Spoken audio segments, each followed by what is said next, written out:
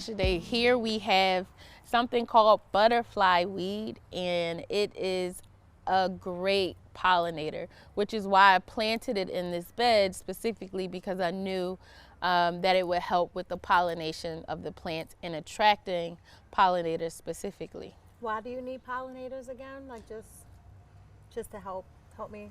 Yeah, so a lot of plants are self-pollinating plants, which means they'll pollinate themselves and produce the fruit. Okay. But there are a lot of plants that require insects to come and pollinate the male and the female. I don't fully know, but the who's pollinating who. But the male and female flowers have to be pollinated in order for the fruit to actually grow to maturity. So I'll give you an example. Okay. Last year in my backyard, remember I first started growing, and everything was so lush except for the squash. The squash was like about 2.5 inches and shriveled up every time. Like, every time I would be like, oh, I got a squash coming in, and then it just would shrivel up and fall off. And I didn't understand because I had just started growing. Right. But then I learned that the reason is because squash and different things in the cucurbit family, like cucumbers, melons, different things in that family, need pollinators to pollinate the flowers. Interesting. So you had to put these particular flowers in here to help them grow, to help them develop the flowers and grow. And then the types of pollinators that come in are bees and butterflies. Yeah, so bees, butterflies, all different types of, any insect that you see in here, there's all types of bugs that I don't even know the names of, little small ones, big ones, who hop from plant to plant and flower to flower. So this garden has been buzzing all summer long, to the point where I had 2 cucumber plants in here that must have produced close to 50 cucumbers. Wow. 50, and not small cucumbers. These are like 6-7 inch cucumbers.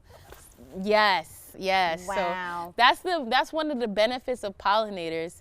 The other thing is that a lot of pollinators, a lot of different insects that you want in your garden will actually eat the pests that will destroy your crops. Oh, so it's like a double win. Hey, exactly. You want them coming in, eating the aphids and eating the different types of beetles that are going to eat the crops. So you want to see things like dragonflies and praying mantises and grasshoppers and all of these different things that you've seen in this garden today.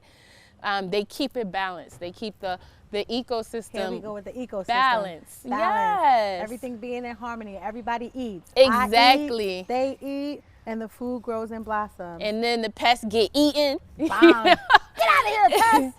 So that's also another I'm practice. Sorry, it's delicious. Keep popping them in. What you eating actually? A tomato, a cherry tomato. Cherry tomato, this orange one.